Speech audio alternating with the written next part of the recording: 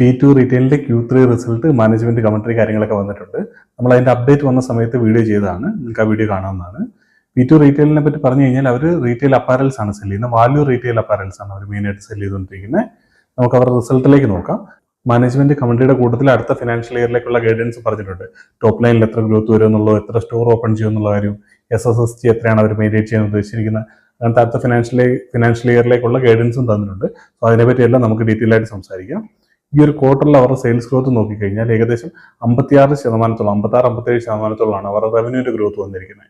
കഴിഞ്ഞ ക്വാർട്ടറിൽ ഏകദേശം 86% ഗ്രോത്തും 100% മുകളിൽ പ്രോഫിറ്റ് ഗ്രോത്തും വന്നിരുന്ന ഒരു കമ്പനിയാണ്. ഈ ക്വാർട്ടറിൽ 57% റവന്യൂ ഗ്രോത്ത് എന്ന് പറയുന്നത്. സോ ക്വാർട്ടർ ഓൺ ക്വാർട്ടർ നോക്കി കഴിഞ്ഞാൽ നമുക്ക് കുറഞ്ഞായിട്ട് തോന്നിക്കാം. പക്ഷേ അങ്ങനെയല്ല നമ്മൾ ഈ കമ്പനിയെ നോക്കേണ്ടത്. കാരണം അവരുടെ Q2 എന്ന് പറഞ്ഞു കഴിഞ്ഞാൽ ഏറ്റവും കൂടുതൽ ബിസിനസ് വരുന്ന ഒരു ക്വാർട്ടറാണ്. അതുകൊണ്ട് തന്നെ നമ്മൾ ഇയർ ഓൺ ഇയർ തന്നെ വേണം കമ്പയർ ചെയ്യാനായിട്ട്. ആ രീതിയിൽ നോക്കി കഴിഞ്ഞാൽ 50% ഗൈഡ് ചെയ്യുന്ന ഒരു കമ്പനിയാണ്. അവിടെ 57% ഗ്രോത്ത് വന്നിട്ടുണ്ട്. നല്ല ഫിഗേഴ്സ് തന്നെയാണ്.